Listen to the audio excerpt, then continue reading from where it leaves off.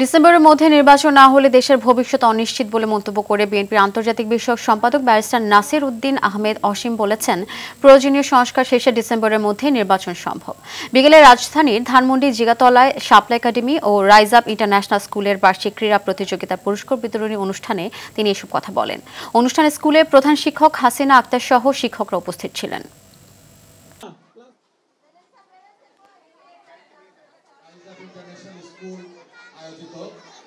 আমাদের প্রাথমিকের অনুমতি আছে আর জেএসসি পরীক্ষার অনুমতি আছে। এখন আমরা এসএসসি পরীক্ষার জন্য অনুমতি প্রার্থনা করছি। ডিসেম্বরের মধ্যে নির্বাচন না হয় বাংলাদেশের ভবিষ্যৎ কিন্তু অনিশ্চিত। বাংলাদেশকে নিয়ে অনেকে ষড়যন্ত্র করছেন, আমরা সেই ষড়যন্ত্র যেন সফলকাম না হয়। আমি সবার কাছে অনুরোধ করব, আপনারা ঘরে ঘরে মেসেজ পৌঁছে দেন। বিএনপির ক্ষমতা আসার দরকার নাই প্রয়োজনে, কিন্তু বাংলাদেশে জনগণের সরকার যেন প্রতিষ্ঠিত হয়।